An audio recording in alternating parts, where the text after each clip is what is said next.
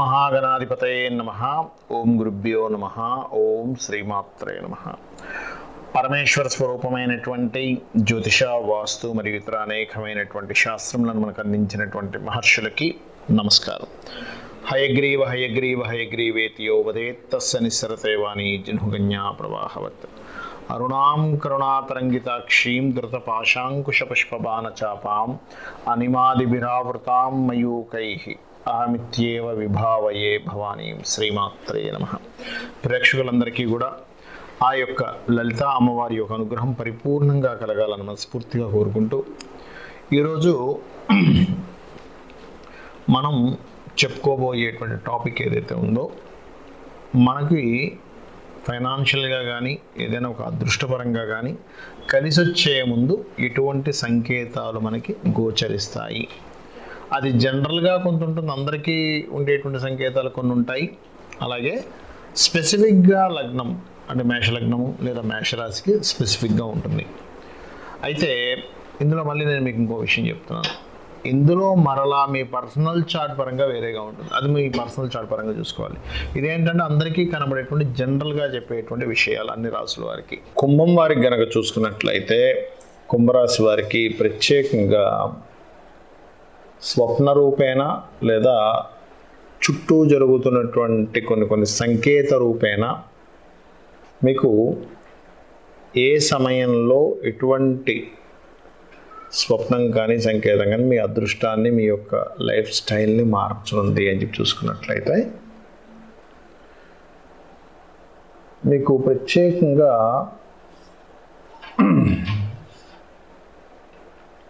గతంలో ఇంకిది జరిగిపోయింది, మనకిది అంటే వ్యాపారం, ముఖ్యంగా చెప్పాలంటే వ్యాపార సంబంధంగా గతంలో ఏదో చేశాము, అది మళ్ళీ రివర్స్లో వస్తూ ఉంటుంది ఒక్కోసారి. కానీ మీరు పలానా టైంలో ఇది చేశారు కదా, మళ్ళీ మీరు స్టార్ట్ చేయొచ్చు కదా, అటువంటి ఏదైనా సంకేతాలు వస్తున్నాయంటే మీకు అది మళ్ళీ అదృష్టం రానుందని అర్థం చేసుకోండి. అలాగే ప్రత్యేకంగా మీకు కుంభం వారికి కనుక చూసుకున్నట్లయితే, గురువుల యొక్క అనుగ్రహంతో అదృష్టం పడుతుంది వీళ్ళకి. ఎందుకంటే వీళ్ళ పర్సనల్ చార్ట్లో అంటే వీళ్ళ నక్షత్రాలు కానీ, కుంభంలో ఉన్న నక్షత్రాలు కానీ, కుంభంలో ఉన్నటువంటి లగ్న సంబంధంగా దాని యొక్క తత్వం కానీ చూసుకుంటే కనుక వీళ్ళకి గురువు మూలంగా అదృష్టము, లైఫ్ టర్న్ అనేటువంటి జరుగుతుంది. మరియు వ్యాపారాల్లో ప్రధానంగా కొన్ని వ్యాపారాలు మొదట్లో పెట్టి దానికి సంబంధించినటువంటిది కొంత ఇబ్బంది పడి దాని తర్వాత అదృష్టం కలుగుతుంది కుంభం వారికి. ఎందుకంటే పంచమ స్థానం ఒక ఆలోచనా స్థానము, అష్టమ స్థానాధిపత్యం బుధుడికి వచ్చింది. మరియు మరొక విషయం ఏంటంటే, ఇక్కడ కుంభం వారికి చూసుకున్నట్లయితే గృహము, ఎవరైతే స్వప్నంలో ఒక చక్కటి డ్రీమ్ హౌస్ వాళ్ళకి స్వప్నంలో రావడం కానీ, అదేవిధంగా నేను ఒక చిన్న ఎగ్జాంపుల్ చెప్తాను. ఒకతను కుంభలగ్నం వ్యక్తి, అతనికి గతంలో ఒక చిన్న జాబ్ చేసేవాడు. ఎలా అంటే ఒక రియల్ ఎస్టేట్ కన్స్ట్రక్షన్ కంపెనీలో జాబ్ చేసేవాడు. ఆయన జాబ్ చేసినప్పుడు ఏదో ఒక 25,000 ఎంత వచ్చేది, 30,000 ఎంత దాదాపుగా వచ్చేది. ఒక 2 పిల్లలు, రెంట్ హౌస్, అలా గడుస్తూ ఉండేది లైఫ్. జాతకం చూపించుకున్నప్పుడు ఏమంటే మీకు రాబోయే 3 years తర్వాత ఒక మంచి దశ రాబోతుంది, సో శుక్రుడు బలం చాలా బాగుంది, సొంతంగా ఏదైనా కంపెనీస్ పెట్టడం లాంటివి జరుగుతాయంటే ఆయన చాలా మంచి వ్యక్తి. నిజం చెప్పాలంటే నవ్వాడు. సార్ నాకు ఆశ లేదు, నేను ప్రయత్నము చేయట్లేదు, నాకు స్తోమత లేదు, ఎలా వస్తుంది సార్ అన్నాడు.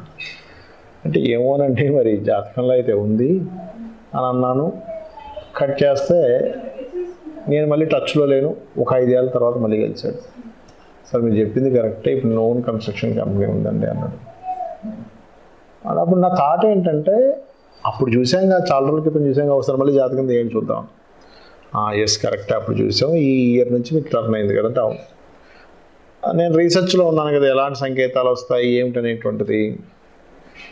నేను ఒకటే అడిగాను, ఏమంటే మీరు ఈ ప్రొఫెషన్లో ఓన్గా స్టార్ట్ చేసే సమయంలో మీ తండ్రి గారికి సంబంధించిన లేదా మీ తల్లి గారికి సంబంధించిన వాళ్ళు ఎవరైనా మీ దగ్గరికి వచ్చి మీకు ఇంత అనుభవం ఉంది కదా, మీరు ఎందుకు స్టార్ట్ చేయకూడదు అనేటువంటి ప్రేరణతో ప్రారంభమైందంటే, అవును సార్ కరెక్టే, మా ఫాదర్ వాళ్ళ యొక్క ఫ్రెండ్ ఒక అతని దగ్గర ఫండ్ ఉంది, ఎన్ఆర్ఐ రిటర్న్ పర్సన్, అతను విదేశాల నుంచి సంపాదించుకు వచ్చిన వ్యక్తి, ఆయనకి ఏదో చేయాలని ఉండేది. నేను చేస్తున్నటువంటి స్కిల్స్ చూసి నాకు ఇంత పార్ట్నర్షిప్ అని ఇవ్వడం జరిగింది. సో నేను వర్క్ పర్సన్గా నేను అన్నీ చూసుకోవడంగా ఆయన డబ్బులు పెట్టే విధంగా ప్రారంభమైంది నా జర్నీ. ఆ రకంగా నేను ఇవాళ ఒక మంచి స్థితిలోకి వచ్చాను. మీరు ఆ రోజు చెప్పింది కరెక్ట్గా, నేను అసలు ఆలోచన కూడా లేదు నాకు కనీసం. అసలు ఏదో జీవితం వెళ్ళిపోతుంది, ఏదో ఇప్పుడు 30 సంపాదిస్తున్నా, రేపు ఇంకో 50 దాకా చేరుకుంటాను, లేకపోతే ఒక 60,000 దాకా చేరుకుంటాను, అంతవరకు సాటిస్ఫాక్షన్ అనుకున్నాను. కానీ నాకు ఎక్కడ అలా అనిపించలేదు. అన్నప్పుడు అతని జాతకంలో చాలా స్పష్టంగా తల్లిదండ్రులకి పూర్వజన్మలో చేసినటువంటి పుణ్యం ఓపెన్ అయిన టైం నడిచింది. అయితే నేను అడిగిన ప్రశ్న ఏంటంటే, ఇదంతా ఎందుకు చెప్తున్నా అంటే, అప్పుడు నేను అడిగాను, ఏమంటే మీకు తను వచ్చి కలిసే ముందు మీకు ఏదైనా పూర్వీకుల కల్లోకి రావడము, అమ్మవారు కల్లోకి రావడము, తెల్లటి వస్తువులు ఎక్కువగా మీ చుట్టూ ఎక్కువ తెల్ల వస్తువులు కనబడటము, లేకపోతే ఏదైనా తీపి పదార్థాలు, లేకపోతే ఏదైనా అంటే ఇవన్నీ కనిపిస్తాయి సర్వసాధారణంగా. పళ్ళ రసాలతో ఏదైనా శివునికి అభిషేకం చేయడము, చక్కెరతో అభిషేకం చేయడము, మిశ్రీతో అభిషేకం చేయడము, అన్నముతో శివుణ్ణి చేసినట్టుగా ఇట్లాంటివి ఏమైనా వచ్చాయని నేను కొన్ని క్వశ్చన్స్ చేయడం జరిగింది. అన్నప్పుడు అతను ఏంటంటే, లేదు సార్ అంటే నాకు అన్ని గుర్తులేవు, కానీ నాకు గుర్తున్నది ఒకటేనండి, ఒకటేసారి అంటే ఒకరోజు దేవతా సంబంధించిన అమ్మవారిది బూదరగా ఏదో కొన్నిసార్లు పాదాలు కనిపిస్తే, కొన్నిసార్లు ఆభరణాలు కనబడము, అలా లైట్గా అంటే స్పష్టంగా కాదు కానీ ఏదో వచ్చిపోయినట్టుగా అనిపించేది. దాని తర్వాత మా తాతగారు ముత్తాతగారు కూడా నాకు కల్లోకి రావడం జరిగింది అన్నాడు. అంటే ఏమిటంటే, అమ్మవారు ఆ స్వప్న రూపంలోనో బయట రూపంలో అలాగా ఏదో ఒకటి ఇస్తుందండి సంకేతం. అయితే నేనేమడిగానంటే, అలా కాదండి, ఇంకేదైనా శివుడికి ఏదైనా పళ్ళ రసాలతో చేయడం ఏమైనా జరిగింది ఆ టైంలో అంటే, నా క్వశ్చన్ నా ఇదేంటంటే ఆలోచన ఏంటంటే, అలాంటిది ఏదో జరగాలి అక్కడ. అప్పుడు ఆయన గుర్తు చేసుకొని చెప్పాడు, కరెక్టే సార్ మీరు చెప్పింది, కార్తీక మాసం నుంచి నాకు టర్న్ అయింది, ఆ కార్తీక మాసంలో నెల రోజులు నేను ఏదో ఒక పళ్ళరసం తీసుకెళ్ళి చేసేవాడిని, ఇప్పుడు మీరు అంటుంటే నాకు గుర్తుకొచ్చింది అన్నాడు. అంటే నేను అది పెద్దగా పెట్టుకోలేదు. అంటే ఆ వ్యక్తి ఏంటంటే ఏదైనా ఒకటి చేసినా ఆశించేవాడు కాదు, దేని గురించి కూడా. టెంపుల్కి వెళ్తే కృతజ్ఞతా భావంతో వెళ్ళిపోయేవాడు, ఏదైనా డొనేషన్ ఇవ్వాలంటే ఇచ్చేసేవాడు, కానీ చెప్పేవాడు కూడా కనీసం. అంటే అంత మంచి వ్యక్తిత్వం గల వ్యక్తి. అతనికి ఈ సంకేతాలు జరగడం అనేటువంటి జరిగింది. మీకు కూడా కుంభం వారికి కనుక ఖచ్చితంగా ఈ సంకేతాలు అనేటువంటి జరుగుతుంది. అందమైన భవంతులు కూడా ఒక్కోసారి కల్లోకి వస్తాయి, అందమైన కారు, అందమైన భవంతులు. కొంతమందికి అయితే అందమైన స్త్రీ, కొంతమందికి అయితే అప్సరసులు, దేవతలు వచ్చినట్టుగా కళ్ళు వచ్చిందని నేను విన్నాను. లేకపోతే దానికి సంబంధించిన ఏదైనా పుస్తకాలు చదవడం, ఇలాంటివి కూడా జరుగుతుంటాయి. నేను మీకు ఇక్కడ కొన్ని కండిషన్స్ చెప్తానన్నాను. ఏమిటా కండిషన్స్ అంటే, ఒకటి గుర్తుపెట్టుకోండి, ఇప్పటి వరకు మనం చెప్పినటువంటిది రాశిపరంగా లేదా లగ్నపరంగా అందరికీ జరిగేటువంటి జనరల్గా. కానీ మీ జన్మజాతకంలో మీకు అదృష్టాన్ని కలిగించేటువంటి గ్రహాలు ఎవరయ్యారని స్పెసిఫిక్గా ఉంటుంది. అదేంటంటే లగ్నం చెప్పారు కదా వాళ్ళే అవుతారు అనుకుంటారు, కాదు. ఎందుకు అవ్వరు అంటే, వాళ్ళు ఒక్కొక్క గ్రహము, ఉదాహరణకి మేషలగ్నానికి శని భగవానుడు దశమ లాభాధిపతి. ఆ దశమ లాభాధిపతి మేషంలో ఉంటే ఒక ఫలితం, వృషభంలో ఉంటే ఒకటి, మిథునంలో ఒకటి, కర్కాటకంలో ఫలితాలు మారుతూ ఉంటాయి. పోనీ అక్కడ ఉన్నప్పుడు ఆ ఫలితం ఇస్తుందంటే అది ఎవరితో కలిసిందో, మళ్ళీ బుధుడితో కలిసాడా, శుక్రుడితో కలిసాడా, రవితో కలిసాడా, చంద్రుడితో కలిసాడా అనేది దాని మీద మార్పు ఉంటుంది.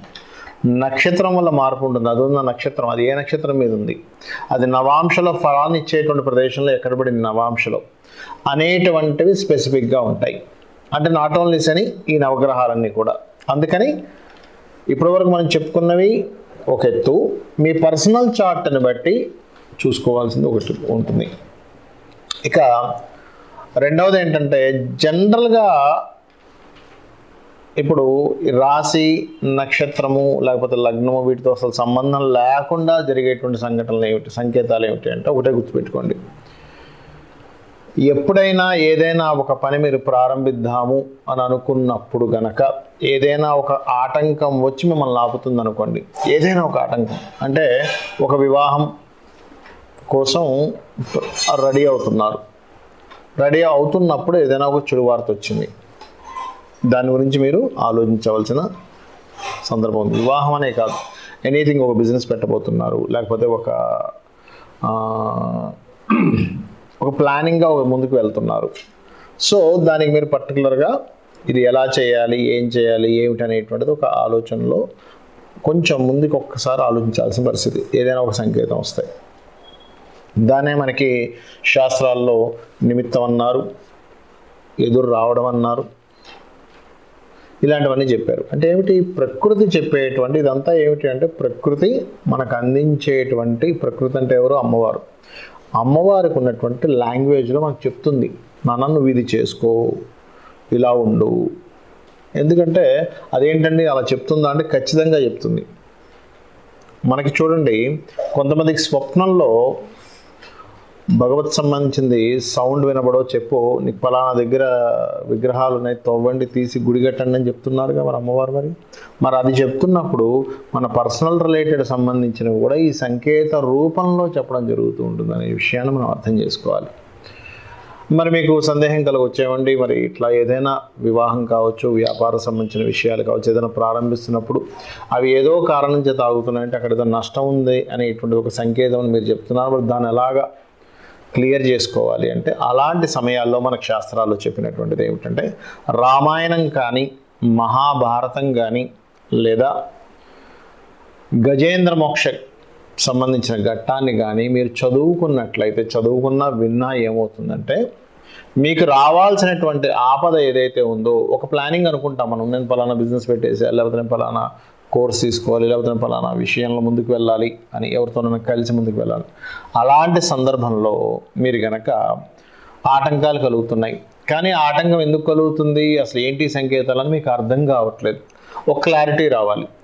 అలాంటి సందర్భంలో రామాయణం, మహాభారతం, గజేంద్ర మోక్షం, లలితా సహస్రనామాలు విన్నా, లేదా విష్ణు సహస్రనామాలు ఒక్కసారి చక్కగా ధ్యానంలో కూర్చొని మీరు విన్నా ఏమవుతుందంటే మీకు ఏదైతే మీరు స్టెప్ వేయబోతున్నారో, ఇంకా కూడా ఉంది ఏంటి, ఇష్టదైవం, రోజు ఇష్టదైవాన్ని పూజ చేస్తూ ఉంటారు. ఆ పూజలో ఒక్కసారి కూర్చొని స్వామి ఏమిటి నాకు ఇదేం అర్థం కావట్లేదు, నేను దీనికి ముందుకు వెళ్ళనా వద్దా, ముందుకి నేను అడుగు వేయడం వల్ల ఏమైనా ఇబ్బంది ఉందా, లేకపోతే దాన్ని విరమించుకొని వెనక్కి రావడమే మంచిదా అని చెప్పి మీరు కనుక ప్రశ్నించుకున్నట్లయితే ఖచ్చితంగా దానికి సమాధానం ఒక క్లారిటీతో వస్తుంది. అంటే మీకు కనబడేటువంటి నిమిత్తాలు క్లారిటీ ఉండాలని లేదు ఒక్కోసారి, ఎందుకంటే అది దాని మీద స్టడీ చేస్తేనే అర్థమవుతూ ఉంటుంది, కాబట్టి ఈ రకంగా తెలుస్తుంది. అలాగే ఒక్కొక్కసారి ఏం జరుగుతుంటుందంటే ప్రతిసారి ఆటంకం కలుగుతున్నప్పుడు ప్రతిసారి ఇబ్బంది కలగాలని రూల్ ఏం లేదు. ఒక్కొక్కసారి మీరు అది చేయడం వల్ల మీ కర్మ తొలగిపోతుంది, అలాంటప్పుడు కూడా ఆటంకం జరుగుతుంది. అలాంటప్పుడు కూడా మీరు కనుక ఒక్కసారి లలిత చదువుకొని ప్రారంభించినట్లయితే మీ ప్రారంభ కర్మ ఆపుతూ ఉంటుంది. అంటే చిన్న ఉదాహరణ ఎలా అంటే, ఒక వ్యక్తికి బాగా కష్టాల్లో ఉన్నప్పుడు బాబు నువ్వు పలానా దీక్ష తీసుకో, దీక్ష తీసుకున్నాక నీకు రిలీఫ్ వస్తుంది అని చెప్పడం జరిగింది. అతను దీక్ష తీసుకుందాం అనుకునేసరికి ఏదో ఒక ఆటంకం రావడం జరిగేది. అంటే నేను ఏమన్నానంటే లేదు నువ్వు కర్మ, నీ యొక్క ప్రారంభ కర్మ నిన్ను ఆపుతుంది, దీక్ష తీసుకుంటే క్లియర్ అవుతావు, కాబట్టి దీక్ష తీసేసుకో. అంటే ఇక్కడ నాకు అర్థమైన విషయం ఏంటంటే మనం ఏదైనా గ్రహ సంబంధించిన, దేవతా సంబంధించినటువంటి చేసుకుంటే క్లియర్ అవుతుంది అని అన్నప్పుడు ఆటంకాలు వస్తూ ఉంటాయి. వచ్చినప్పుడు దాన్ని కూడా అధిగమించి మీరు కనుక ఆ యొక్క కార్యక్రమాన్ని పూజో, లేకపోతే హోమమనో, లేకపోతే జపమనో, లేకపోతే ఇంకేదైనా దేవాలయానికి వెళ్ళడమనో చేసినప్పుడు అది ఖచ్చితంగా ఏమవుతుందంటే మీరు పడుతున్నటువంటి ఇబ్బంది నుంచి బయటపడేస్తుంది. కాబట్టి నేను చెప్పినటువంటి ఈ యొక్క విషయాల్ని పరిగణనలో తీసుకొని ప్రతిదాన్ని కూడా మీరు అమ్మవారికి సమర్పిస్తూ మీరు కనుక చేస్తున్నట్లయితే, అంటే ఉదాహరణకి ఏదైనా ఒక ప్రారంభిస్తున్నాము, మీకు సంశయం అసలు ముందుకు వెళ్ళనా వద్దా, జాతకం ఉంటే జాతకంలో చూసుకొని చెప్పొచ్చు, ఏమంటే ఈ వ్యాపారం మీకు పనికి వస్తుంది, ఇది మీకు పనికిరాదు, దీనిలో మీరు ముందుకు వెళ్ళొచ్చు, వెళ్ళకూడదు, ఇలాంటివన్నీ ఇక్కడ ఏంటంటే మీరు ముందుకి అడుగు వేసేటప్పుడు ఉదాహరణకి ఈ రకంగా సంశయిస్తున్నారు.